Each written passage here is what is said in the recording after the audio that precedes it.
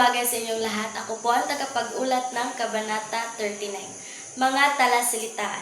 Telegrama. Isang mensaheng ipinadadala sa pamamagitan ng telegrapo na naglalaman ng mahahalagang balita o utos. Kalayaan. Ang estado ng pagiging malaya, walang anumang uri ang pagkakaalipin o pang-aapi. Kasakiman.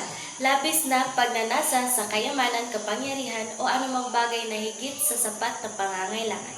Sakripisyo. Pag-aalay o pagsasakripisyo ng isang bagay na mahalaga o mahal para sa ikabubuti o ikapapakinabang ng iba o ng isang layunin. Buod ng Kabanata 39.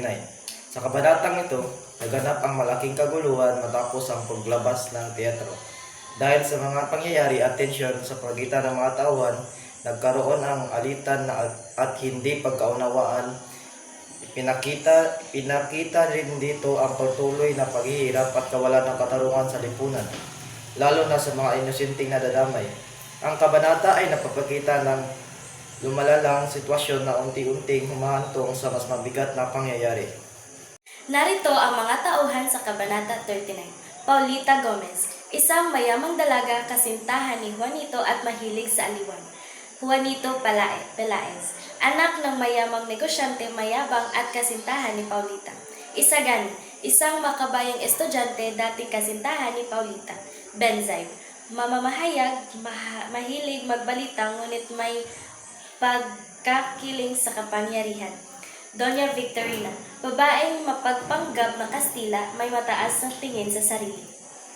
Mga mahalagang pangyayari sa Kabanata 39. Nagtapos ang palabas sa teatro at nagsimulang nagsiuwian ng mga tao. Nakita ni Isagani si Paulita Gomez na masayang kasama si Juanito Pelaez. Naramdaman ni Isagani ang matinding selos at sakit dahil sa pagbabago ng damdamin ni Paulita. Naging malinaw ang tuluyang paghihiwalay ni Isagani at Paulita. Ipinakita ang emosyonal na epekto ng pag-ibig at katotohanan hindi ito laging nagtatagal. Ang pinakamahalagang pangyari ay napakita nito ni Isagani sa buong relasyon ni Paulita na nagdulot ng sakit at tuluyan pagtapos ng kanilang pag-iibigan.